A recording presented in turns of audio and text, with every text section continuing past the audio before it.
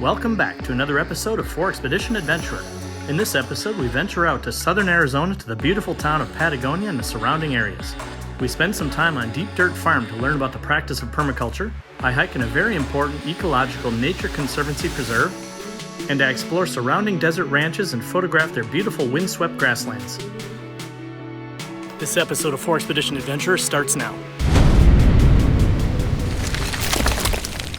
Hello everyone, welcome back to another episode of Expedition Adventurer. I'm Scott Leuthold. Today I'm coming to you from a really wonderful piece of property called Deep Dirt Farm, located in a beautiful part of southern Arizona near the town of Patagonia. The area is often referred to as the Baja of Arizona and offers a lot of really wonderful opportunities for getting outside and exploring. And Deep Dirt Farm is a part of the Deep Dirt Institute, which was founded back in 2005 by a couple named Kate and Richard, who came down here and they bought 40 acres of ranch land and decided to return it back to its natural habitat by using permaculture practices. Ever since then, they've been bringing people here to teach about permaculture, and that's one of the reasons I decided to come down here myself. While I'm staying here, I'm staying in this really great tiny little round adobe structure that they built. I'll share a little bit more about that later.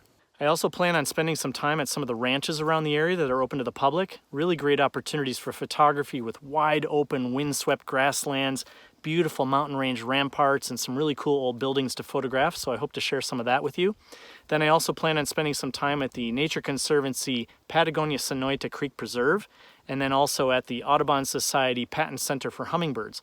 All three of these facilities are great examples of conservation, and I hope to be able to talk to some of the volunteers at these places to really truly understand and share with you the value and the importance of the ecology of this area. And if you haven't subscribed to the Expedition channel, I encourage you to do that. And if you'd like to be notified of upcoming videos, be sure to click the notification button below that looks like a little bell. And if you'd like to support Expedition, go to patreon.com/Expedition. You can get yourself some really cool t-shirts like the one I have on today, along with some decals for your car and hats and different things like that. And your contribution goes a long way to create quality content for this channel for you to enjoy. So far, I've had a really great time on this trip, and I really look forward to sharing it with you, so sit back and enjoy the ride.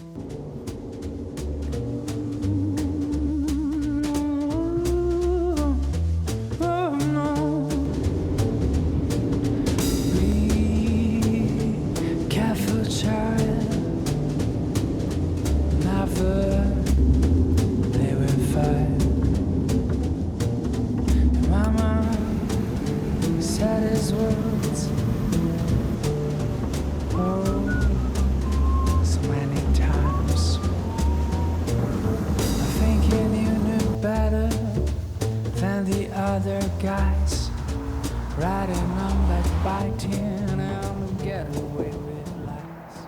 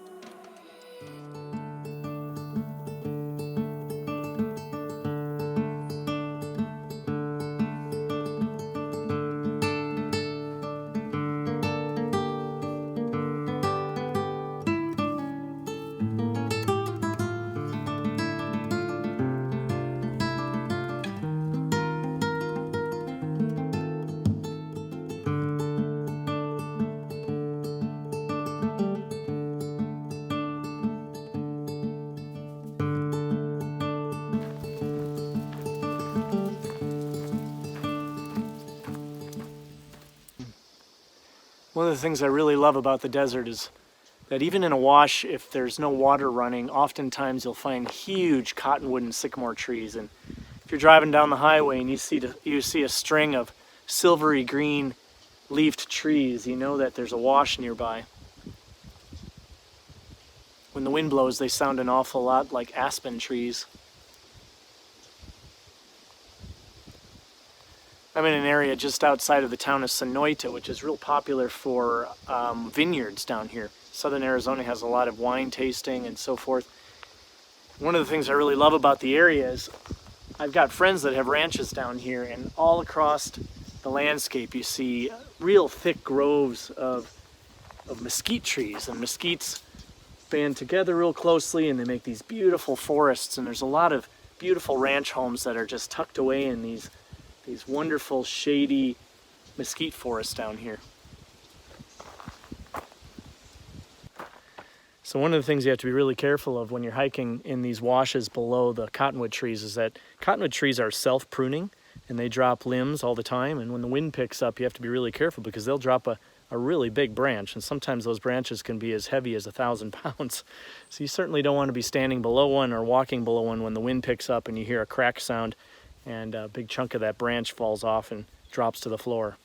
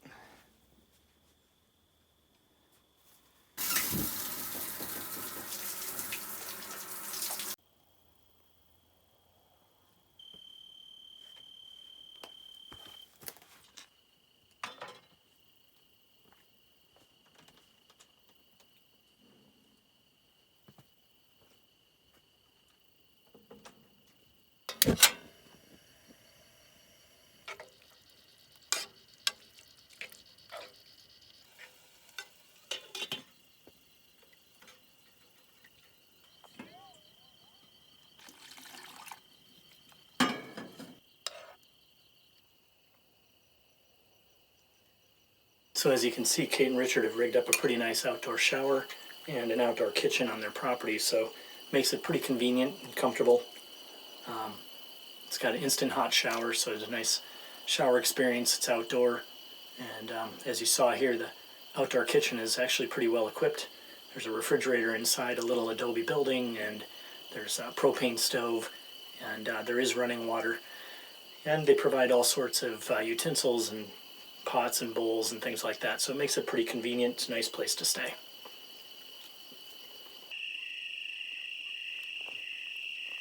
It's just so beautiful out here. Just calmed down so nicely out here. There's a little duck pen over here, so I'm listening to the ducks quacking, but otherwise it's just crickets and cicadas and frogs.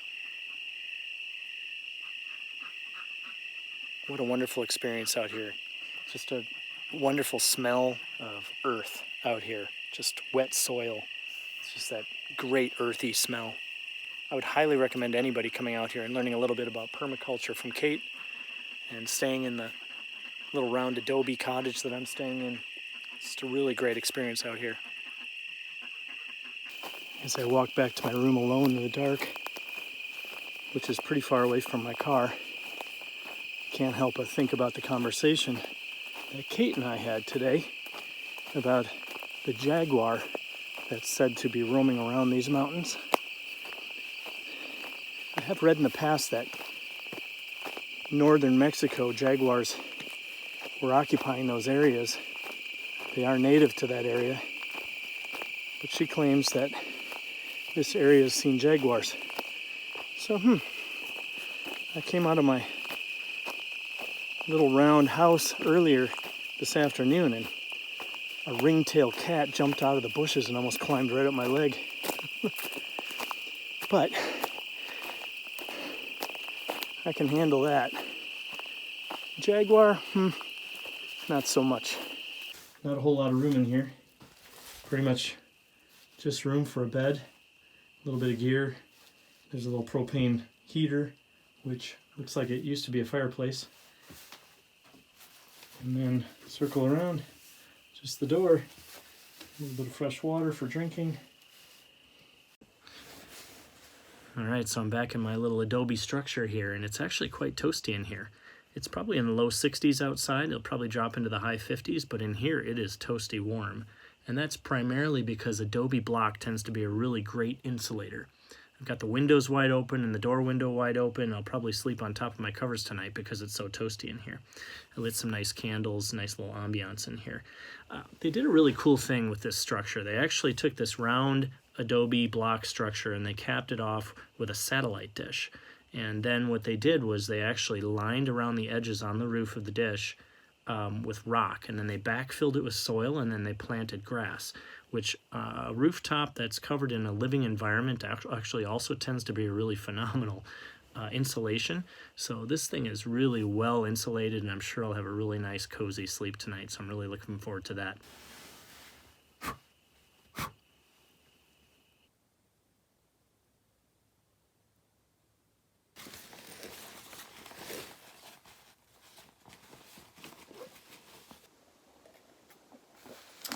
Good morning, everybody.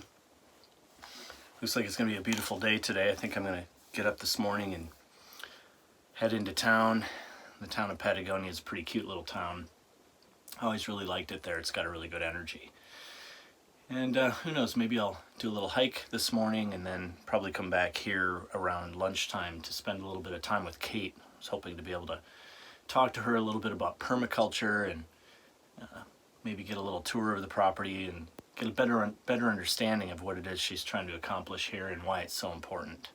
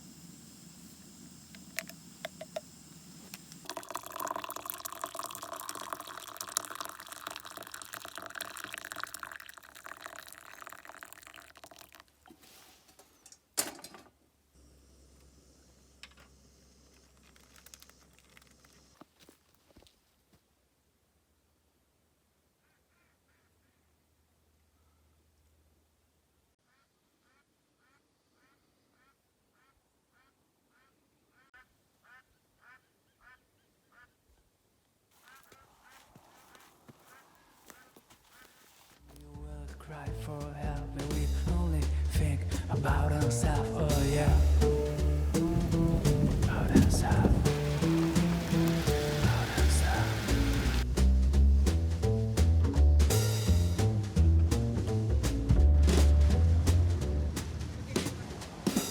But I know for sure the day will come when you first realize what you have done, and you finally get your debt repaid and revenge is served on a cold plate, oh yeah. On a cold plate. On a cold plate. On a cold plate. So I've stopped by the Tucson Audubon Society's Patent Center for Hummingbirds, which is based in Patagonia, Arizona. I've stopped by here to talk to some of the different volunteers that work here to find out a little bit more about the different kinds of bird species that migrate through this area from Mexico, and also to talk a little bit more about the different hummingbirds that we can find here, as well as the different butterflies that pubate here in the high country up in the Sky Islands, and those that actually migrate here from the Central and South America.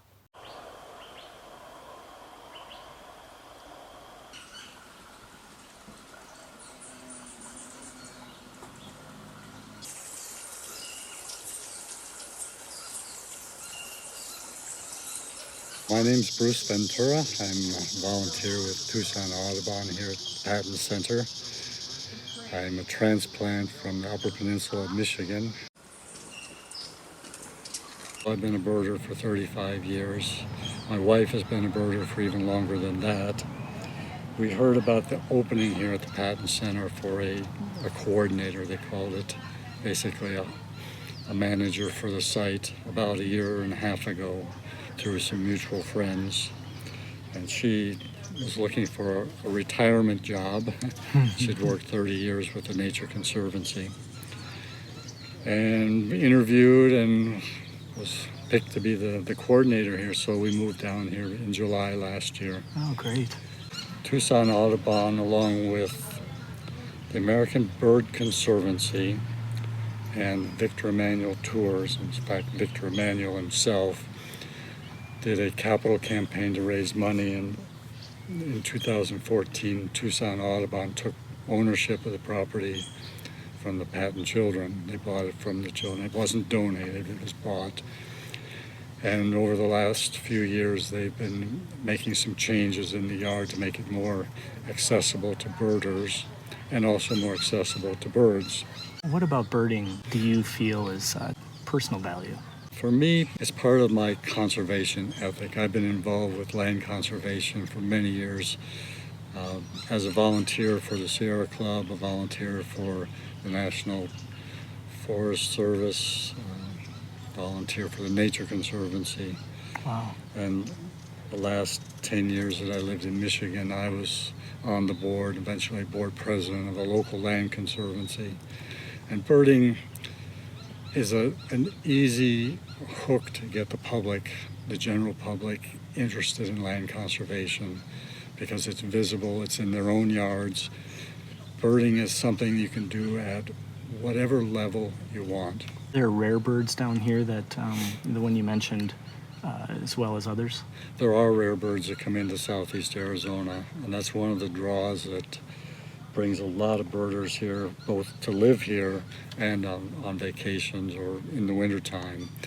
A lot of birds that come over the border, they'll stop in southeast Arizona in some of these Sky Islands, the mountain chains that are isolated. Migrating? They migrate through. Some migrate through and head further north in small numbers. Some basically stay here.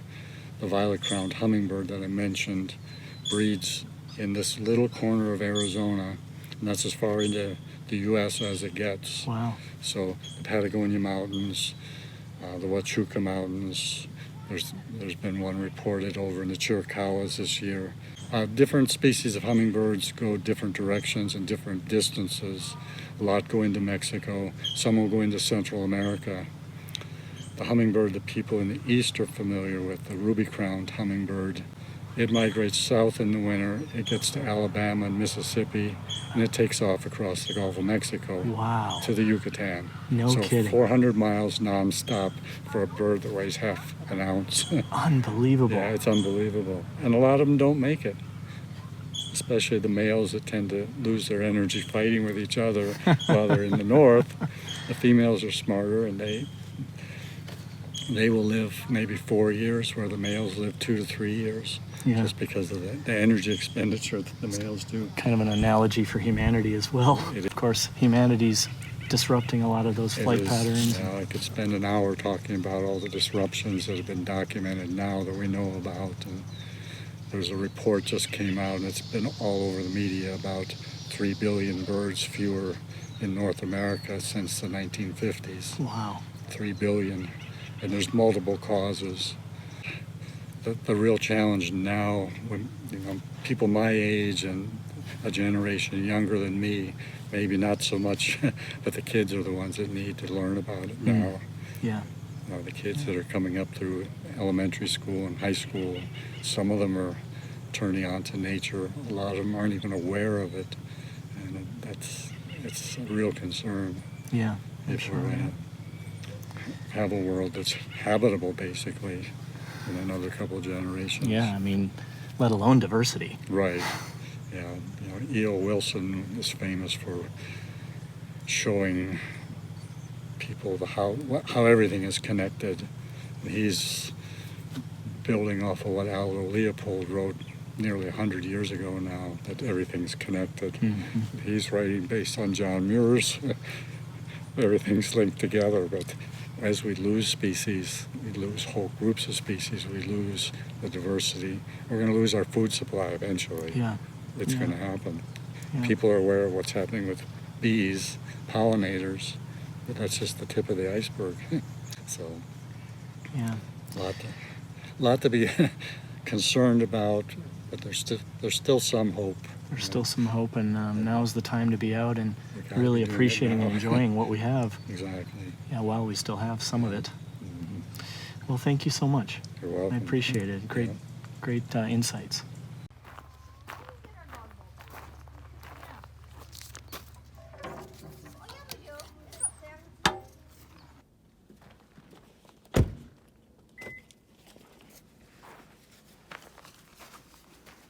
So just down the street from the Audubon Society facility is the Nature Conservancy Patagonia-Sonoita Creek Preserve, which is also a very important area as far as ecological protection and diversity is concerned.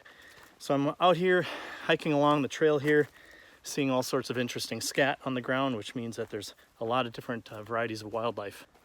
So the Nature Conservancy has a pretty nice presence here in Arizona, and I've been to at least 3 of their properties here in the state.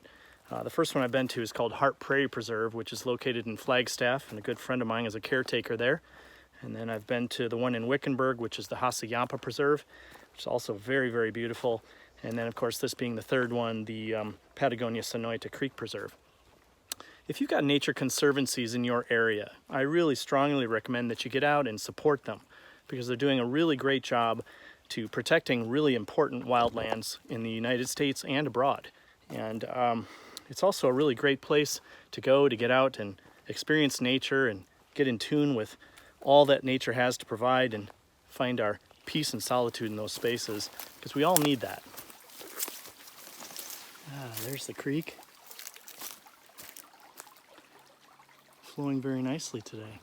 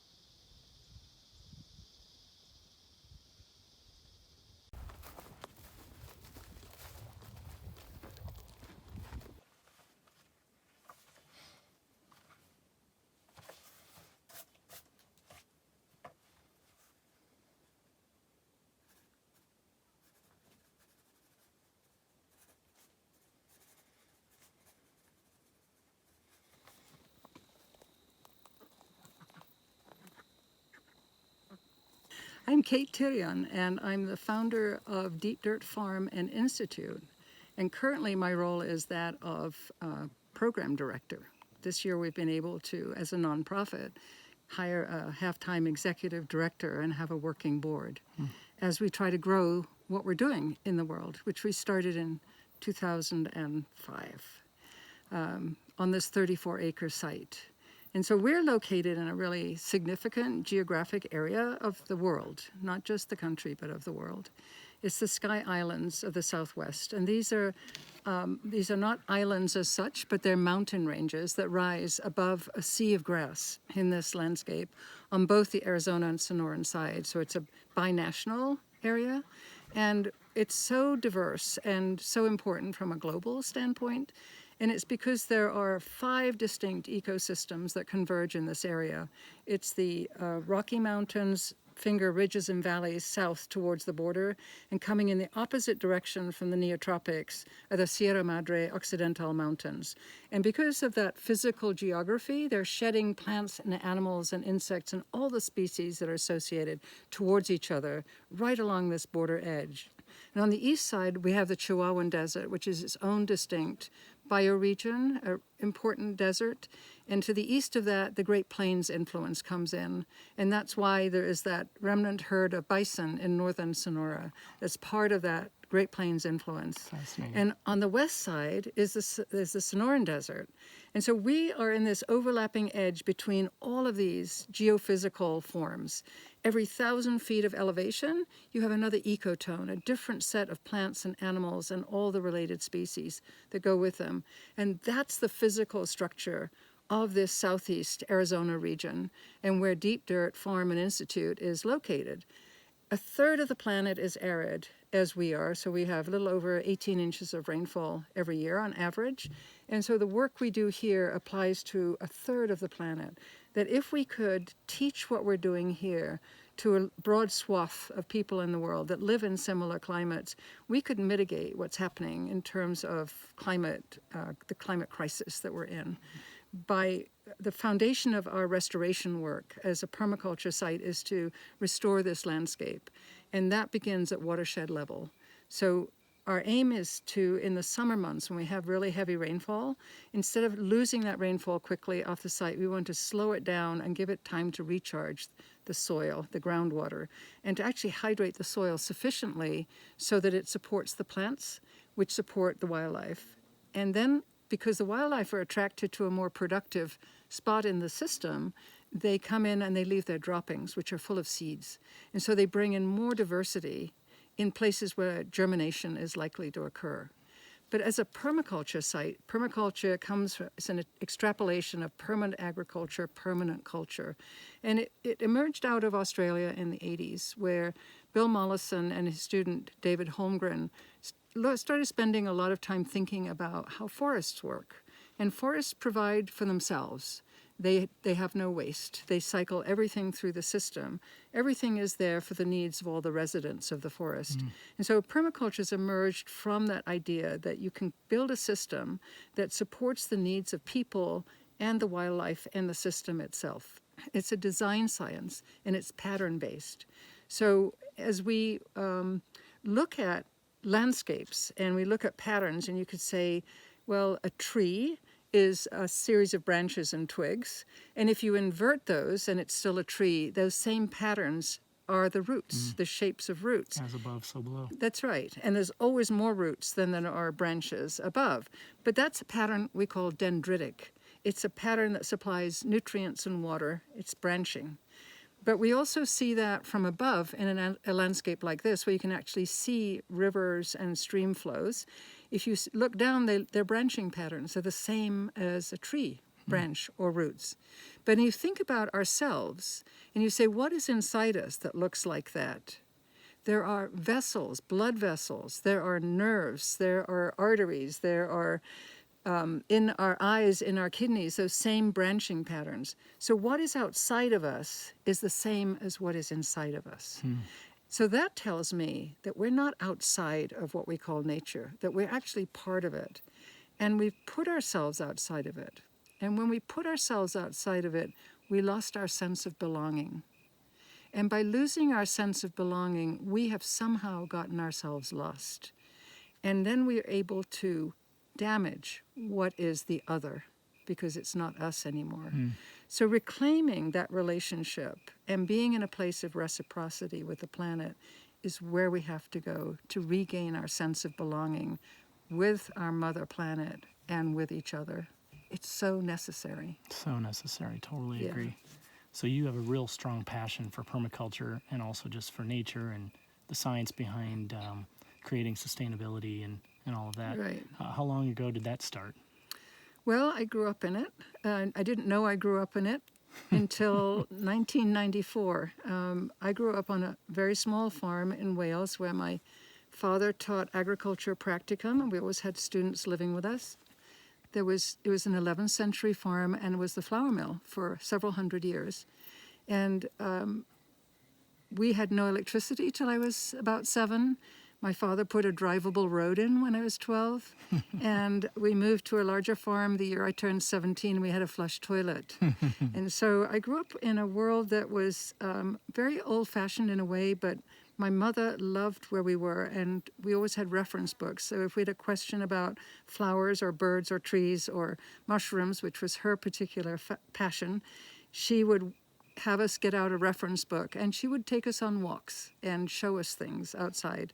So that was my early life. And then in the 60s, I went off to the London School of Fashion and then moved to the States. And I've always lived in the desert. So London to Nevada, to the Mojave, to Southern California, which is drier than here, and a life in real estate, working with people in that world and seeing beautiful landscapes getting totally destroyed for development. It was painful.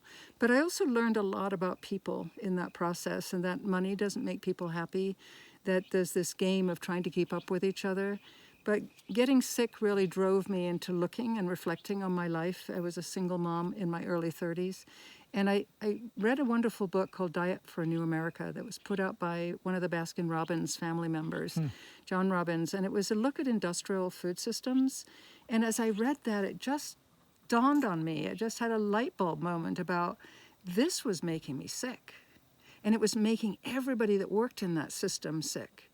And it was making the planet sick. And today, finally, we're looking at this as one of the biggest issues on climate. Why the Amazon is being destroyed is to grow industrial scale food for industrial confined agricultural operations, which are so destructive on the animals themselves and those of us that eat it and all the food that is needed to support that conversion. 10 pounds of grain and beans to 1 pound of meat. That's what that takes. Wow.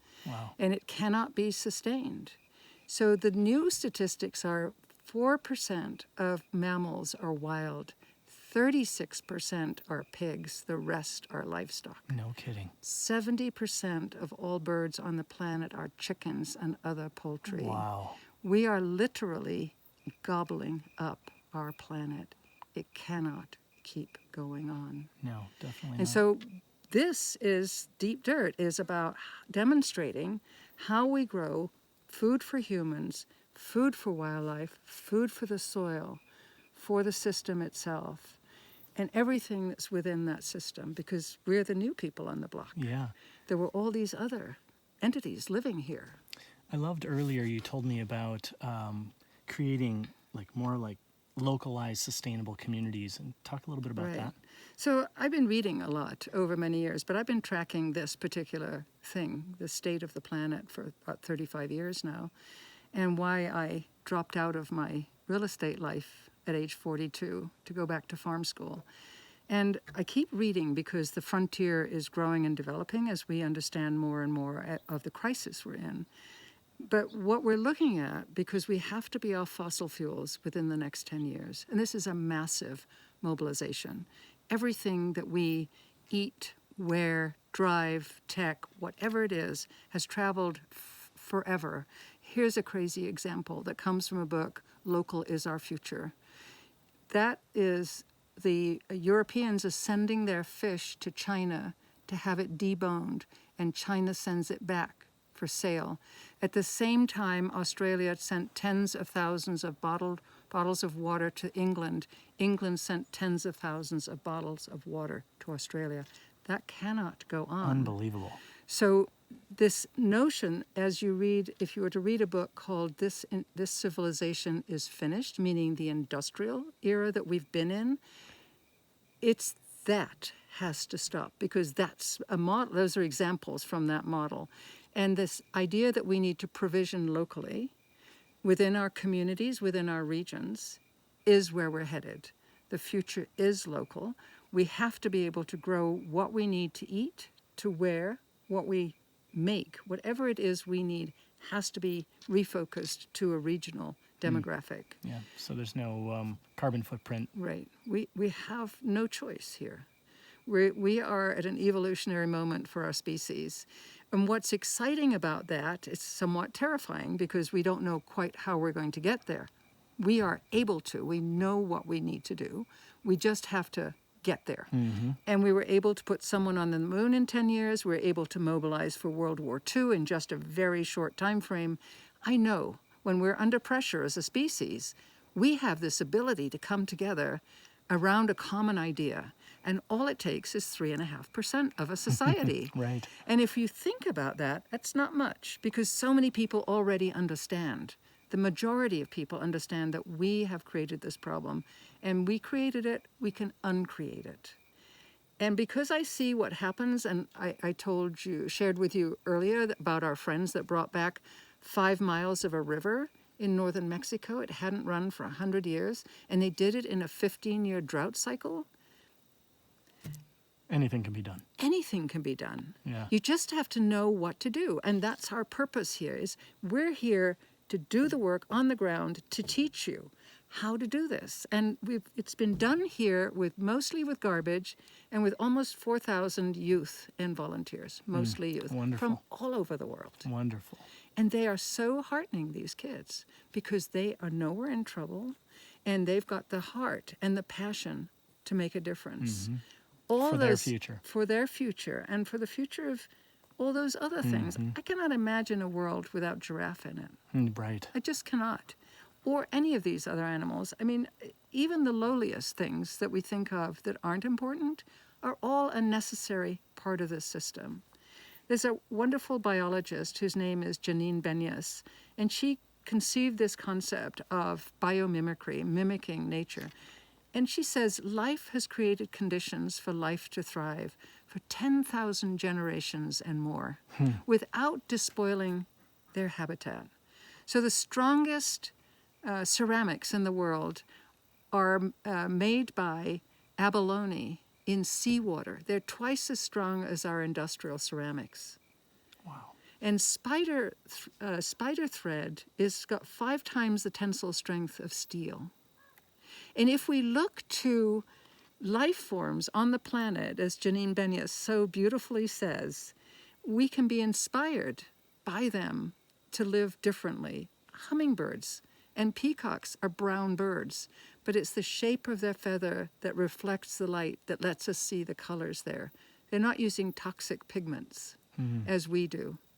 So if we look at all the systems that we've created, which are pretty remarkable, they're all very toxic, and the tremendous amount of waste. And there is no away when you throw something away. For us in this little community, it's a sweet little valley. That's where we throw away. Right. But there isn't such a place. No. Yeah.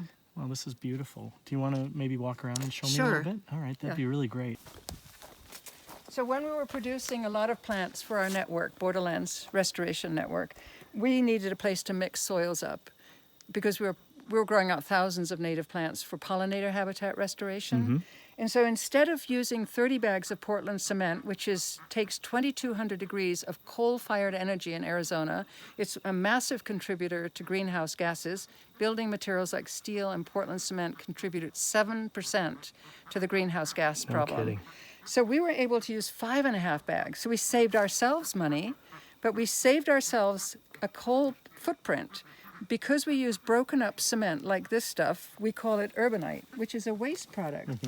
But the embedded energy in that is too good to throw away. And we call it urbanite so it's competitive with granite or granite. right? Because it's a good product. Right. And a lot of our work on the ground has been done with that. So we infilled with that, and then we've made a slurry out of Portland cement and we're able to pour in and around it. So we've got this great pad that doesn't crack for a low carbon footprint relative to what we could have, and a less out-of-pocket Right, cost. right. So it's a win across the board. Right. And this was our school sidewalks. Oh, really? So we saved the school $8,000 in landfill and transport fees, and we have utilized that 13 dump truck loads of that material and as much again in our structures that we're using to restore this watershed Interesting. and deal with soil loss and erosion, which is also another really important thing. Yeah. So it's really fun. It's like playing, but playing with thought and with a larger view, a larger vision for what this is. But we've developed this place to be a demonstration site for this kind of thing. And we're a very public place. So agencies come here, our local community comes here. The kids have come from all over the world to be here. And whoever is around, we welcome professors and students and old people and young people who've all had their hands in the dirt here. And it's been That's great. brilliant. And we needed tool storage. We had one of these units, so we got another. They're all used items. And underneath this, because we raised up we put piers underneath, we're able now to use that for storage as well. So this was an eroded ditch that had no function for us. So now we also have an herb bed using old garage door panels to retain soil, and they're insulated. And we're able to grow quite a bit of stuff into there under our 70% shade. So it's a demonstration of creative expression. Right. Yeah, I mean, Yeah, art's always been a big theme in my life. and it'll go forever, you know? Yeah.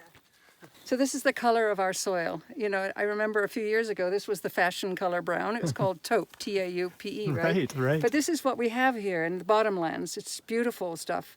And it's really deep. It's 5 to 6 feet deep. I've had to make soil at every place I've worked until here.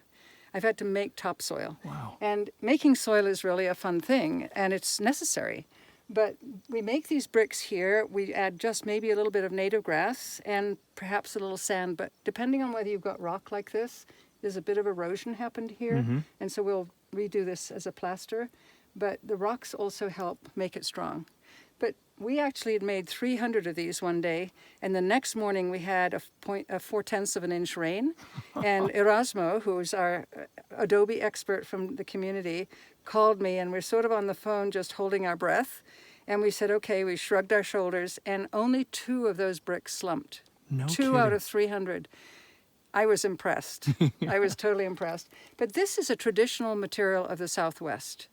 If you were to go to Britain, my home country, and those black and white half-timbered buildings, the buildings are built with oak frame, but in between is cob. It's like adobe that's made in lumps with a lot more straw or grass in it. This is formed into bricks. So you get a nice thick wall. And because we live in a fire-driven landscape, which means fire is a common occurrence, we don't want to have materials that are flammable wherever possible. And this is free. Yeah, right. Richard, my husband, has made forms, and forms for 1 person or 2 people. And you can make bricks by yourself, or you can make bricks with a friend, or we like to make bricks with a group. And you mix mud and water and grass and sand. And if it's got enough clay in it, you end up with a nice brick. We chose to make 18-pound bricks instead of 30-pound bricks because they're easier to lift all day long. But Makes this is this sort of growing your house out of the ground rather than imposing it on.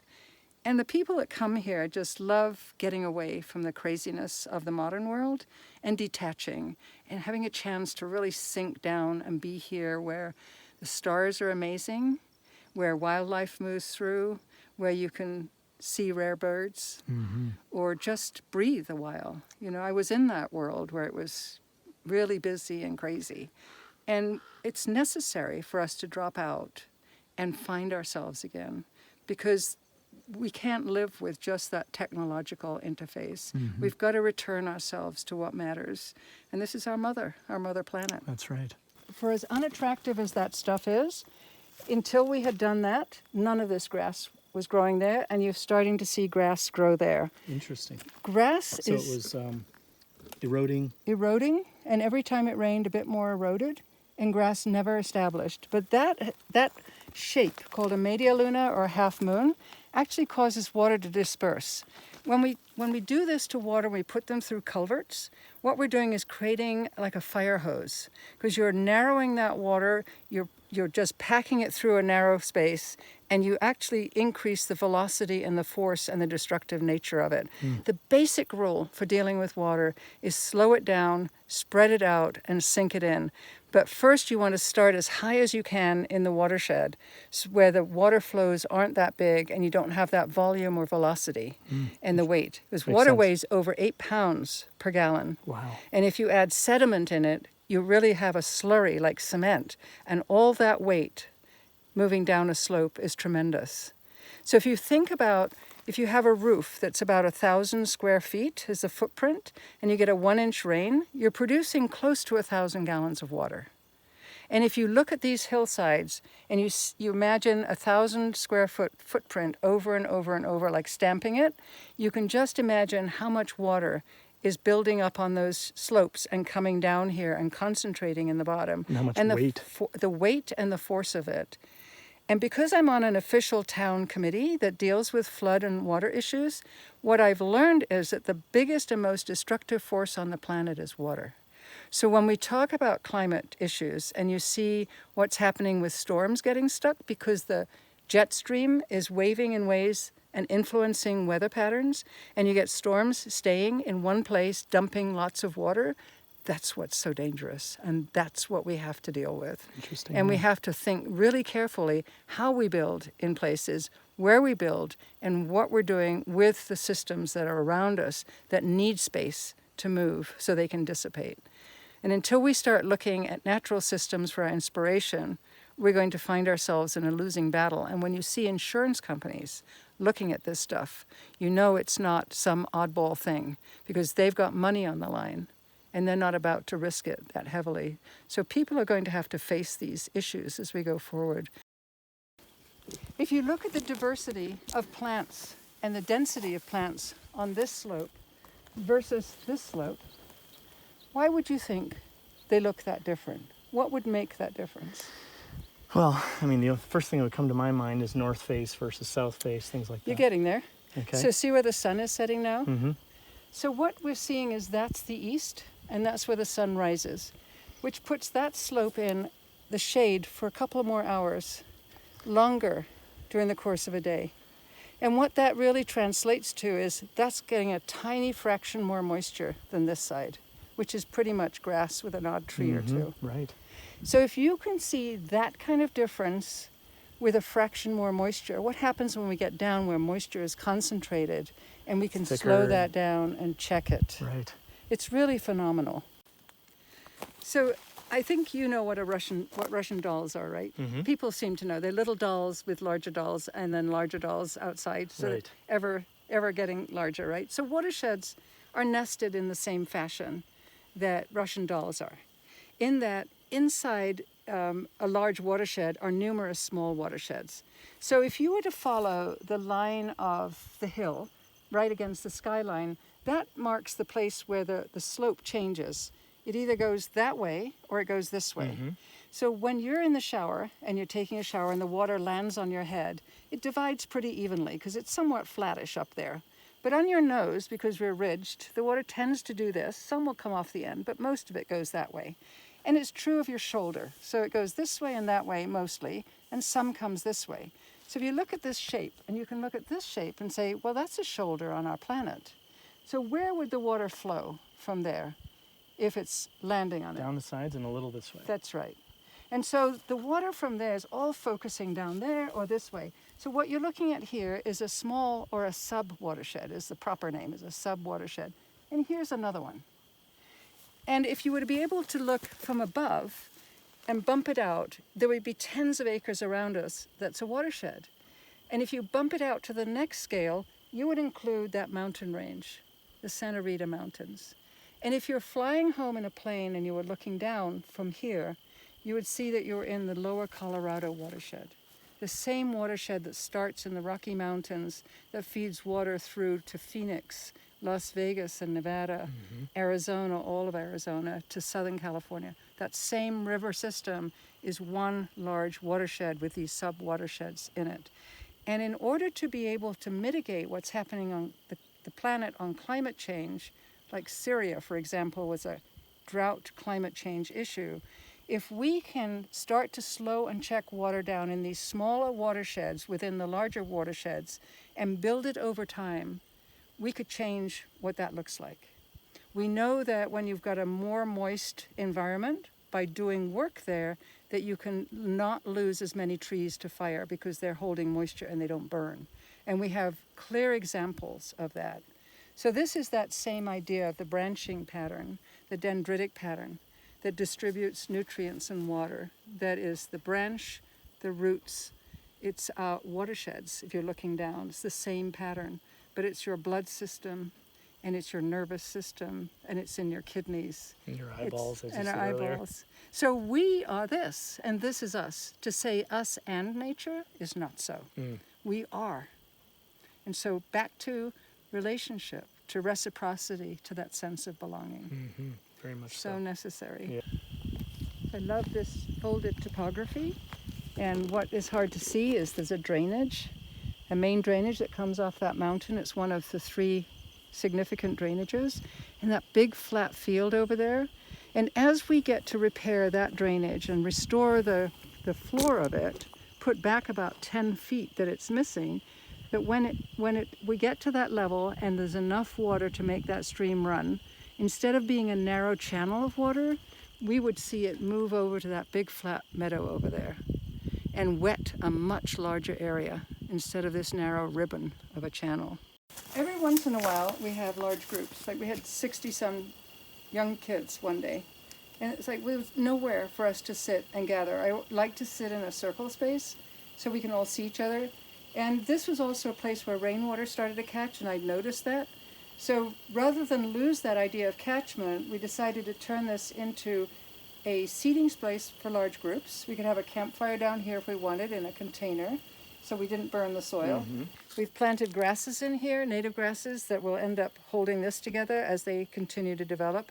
But this is pooled several times, and so that water spills in here and soaks in. And all this vegetation was planted about a year ago. So we're really wanting to turn this into a flowery space with native species. And over time, that extra water will stimulate more growth on the trees, which will ultimately form canopy over this and have a shady spot in the summer months, which is what we're after. So look at that tree over there. Right. Those tree roots should not be exposed. And if you look at that tree over there, I think of her as the great-grandmother tree. She's a really big-rooted old willow tree. None of those roots should be exposed. Interesting. So this is the result of human activity in the landscape. Having to do with grazing? Having to do with grazing. And part of that looks to me as I'm the detective in the landscape. That's my first job as a permaculture designer, to walk the drainages, down drainages and up the ridges, and get both the perspective of the raven and the perspective of the water, and to start to assess how this has come to be the way it is, what continues to shape it, and how can I work with it in such a way that I can do the least amount of effort and intervene at just the right place, like an acupuncturist, to get the greatest result that would support the system, which is the foundation of all the life here. And it's what our lives would be built on also. So having a healthy ecosystem, a healthy watershed is critical to what happens for me in my own life, as well as everything else that exists here. So these structures don't work alone. You have to have structure after structure. This is our biggest one on the site. And you can see that big overflow with urbanite. This is all waste material. So the point of this is to have a very wide overflow so you're not constricting and causing more flow.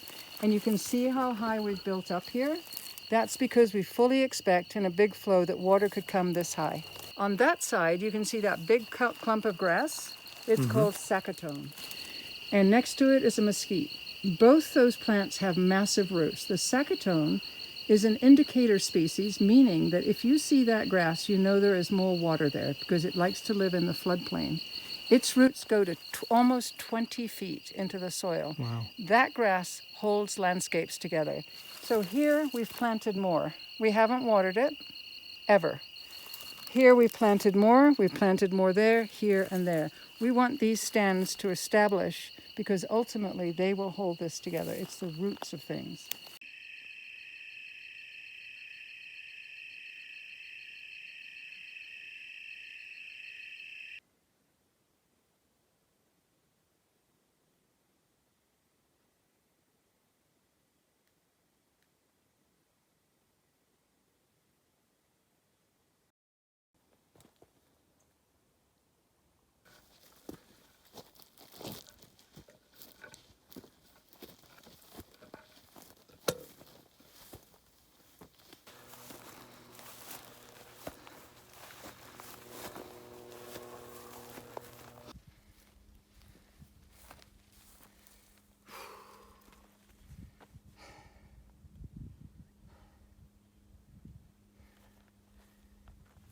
Good morning, everyone. And of course, when I use the terms good morning, I do realize that many of you are in other parts of the world and it's probably not morning.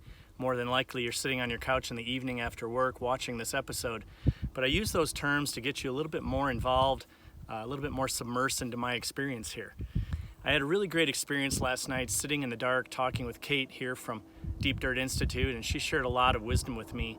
And one of the things that she shared had to do with the youth that she brings out here. And when they come out and get ready to start doing a little bit of work here, she sits them all down and she first asks them, what is burning in their hearts? And I ask that same question of you. What's burning in your heart? Because when I spend all this time out here with Kate, I realize very clearly what's burning in her heart. And her passion is to help save this planet, or better yet, help save us on this planet. And her work here is just tireless, which is why I'm wearing this shirt today. I strongly encourage everyone that's watching this episode to get involved in Deep Dirt Institute. And if you don't have the resources to come out to Arizona, fly to the United States if you live in another country, you can certainly support Deep Dirt Institute by going to the Patreon page. And I'll have a link to that below in the description. And it's just really important that we all embrace and put our arms around people who are taking the time and investing their energy in coming up with solutions to help create a sustainable world. I've had such a wonderful experience out here. I've learned a lot, gained some wisdom. I've gone on some beautiful hikes. I really hope you enjoyed this episode. If you haven't subscribed to 4Expedition channel, I encourage you to subscribe. And again, if you'd like to be notified of upcoming videos, be sure to click the notification button. And if you'd like to support 4Expedition and help me create more wonderful content to share with all of you, please go to patreon.com/4Expedition. Until the next time, take care.